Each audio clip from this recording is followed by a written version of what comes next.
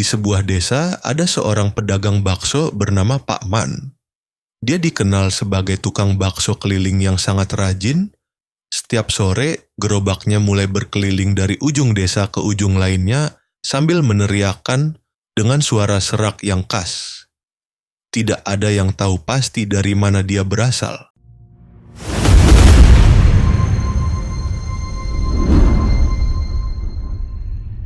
Pak Man muncul di desa sekitar 5 tahun yang lalu dan sejak itu, warung dan gerobaknya tak pernah sepi pembeli.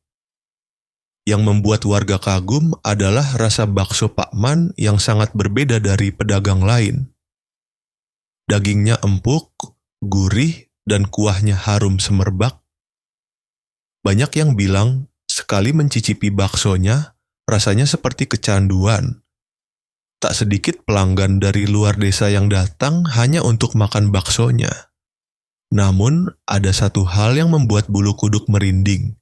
Setiap kali ada orang meninggal mendadak di desa, baik karena kecelakaan, sakit, atau bunuh diri, Pak Man selalu terlihat mangkal tak jauh dari tempat kejadian. Kebetulan? Mungkin. Tapi orang-orang mulai berbisik-bisik, membicarakan hubungan antara kematian dan bakso yang terlalu enak itu.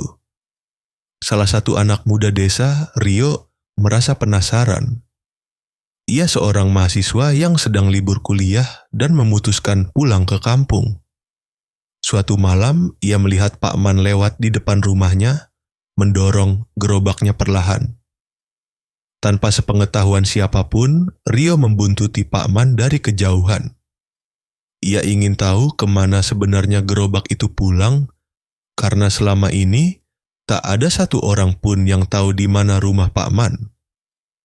Setelah berjalan cukup jauh ke arah bukit sepi di pinggir desa, Pak Man berhenti di sebuah rumah tua reyot yang dikelilingi pohon-pohon besar. Lampu minyak menyala redup dari dalam rumah. Rio bersembunyi di balik pohon beringin, matanya mengintip ke dalam dari celah dinding papan yang bolong. Ia melihat pemandangan yang membuatnya nyaris muntah. Di dalam dapur rumah itu, Pak Man sedang berdiri di depan meja kayu besar. Di atas meja, ada sesuatu yang ditutupi kain putih. Ketika kain itu dibuka, tampak sesosok tubuh manusia masih berdarah yang sepertinya baru saja mati. Dengan sangat tenang, Pak Man mengeluarkan pisau besar dan mulai memotong bagian-bagian tubuh itu. Ia mengambil daging dari lengan, paha, dan punggungnya, lalu memasukkannya ke dalam panci berisi kuah yang sedang mendidih. Rio menutup mulutnya agar tidak berteriak, kakinya gemetar, tapi matanya tak bisa lepas dari kengerian itu. Tiba-tiba, sesuatu terjadi. Pak Man berhenti, seolah merasakan sesuatu. Ia menoleh ke arah jendela. Matanya merah, tajam, dan langsung menatap tepat ke tempat Rio bersembunyi.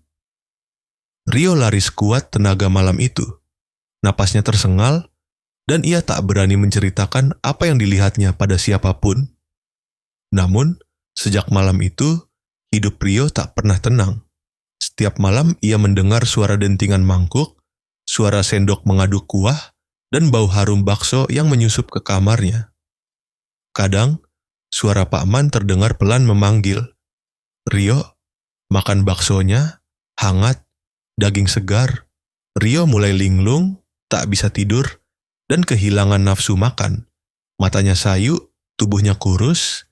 Ibunya menyangka Rio kena guna-guna, lalu memanggil dukun kampung, Mbah Jono, untuk melihat kondisinya. Setelah ritual singkat, Mbah Jono berkata, "Anakmu melihat sesuatu yang tak seharusnya dilihat. Ia membawa pulang kutukan." Akhirnya, Rio memberanikan diri menceritakan semuanya pada Mbah Jono. Mendengar ceritanya, Mbah Jono terdiam lama. Lalu ia berkata dengan suara pelan, "Pesugihan." Pak Man sudah lama melakukan pesugihan kuno. Daging manusia dalam baksonya bukan sekadar untuk rasa, itu adalah tumbal. Setiap jiwa yang ia korbankan menambah kekayaan dan memperpanjang hidupnya. Rio terperangah. Tapi kenapa orang-orang tidak menyadarinya? Karena lidah dan mata manusia bisa dibutakan oleh kenikmatan. Mereka tidak melihat darah di dalam kuah itu.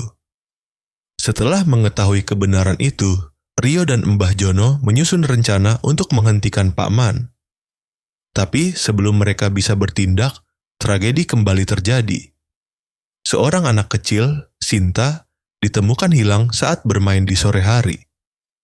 Beberapa hari kemudian, ibunya yang membeli bakso dari Pak Man mengaku mencium bau aneh dari dalam mangkuknya. Ketika ia membuka salah satu baksonya, ia melihat sesuatu seperti kuku kecil yang masih melekat di dalam adonan daging. Desa pun gempar. Warga mulai curiga, tapi Pak Man sudah keburu menghilang. Gerobaknya ditemukan terbalik di tepi hutan, dengan darah mengering di rodanya.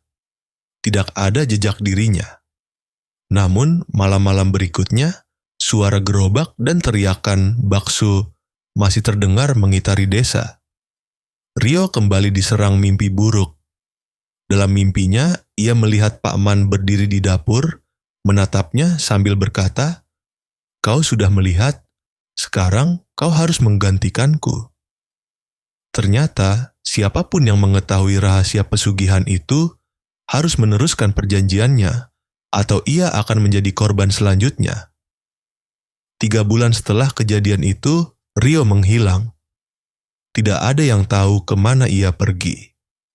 Mbah Jono hanya 3 bulan setelah kejadian itu, Rio menghilang. Tidak ada yang tahu kemana ia pergi. Mbah Jono hanya berkata bahwa Rio sedang melawan kutukannya sendiri.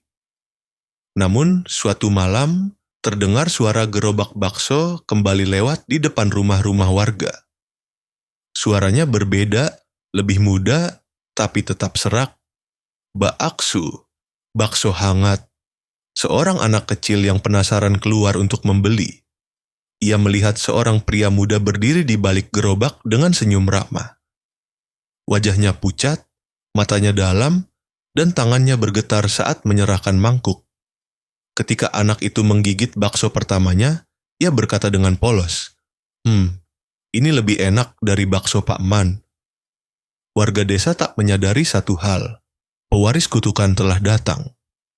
Kini gerobak itu tak lagi didorong oleh Pak Man, tapi oleh Rio yang akhirnya menyerah pada takdir dan menjadi bagian dari rantai pesugihan yang tak pernah putus.